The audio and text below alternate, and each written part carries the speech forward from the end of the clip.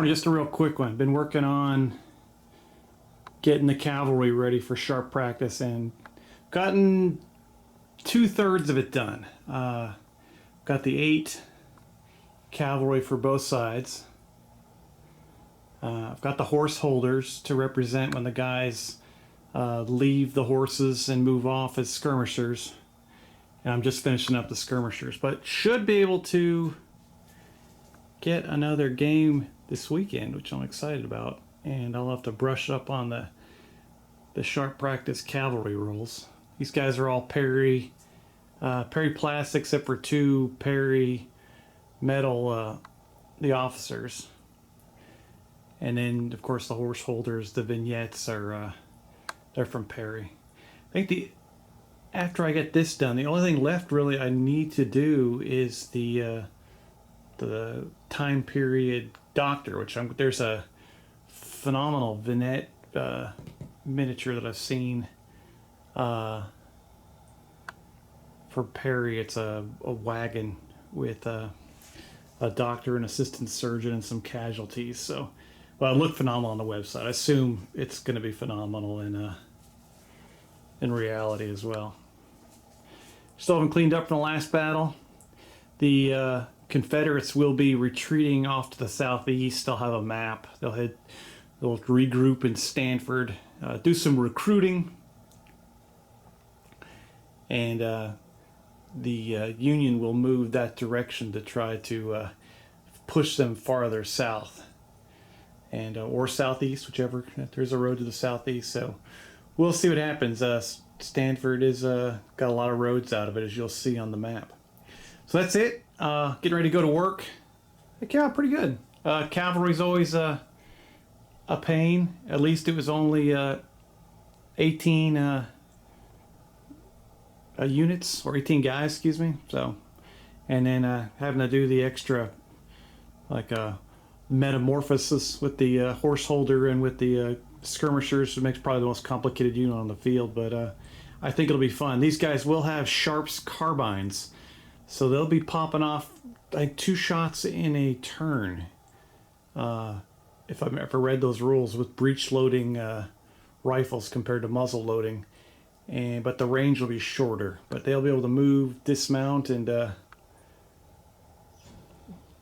then fire. So it could be a very new and interesting feature for the battlefield. And I got a new building today, or yesterday, excuse me, from Colin at Charlie Foxtrot. So I'll pause real quick.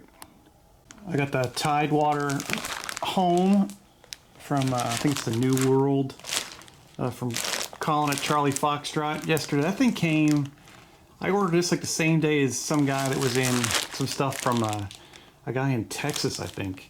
And Colin got this here from England faster. So that's kind of ridiculous. I don't know if he has some connections at the Royal Mail or something like that. But that he's highly recommend him, and all you guys that recommended it, his site on your channels. I really appreciate that, because he has been nothing but a joy to work with, and his models are phenomenal. So I got 3 of them so far.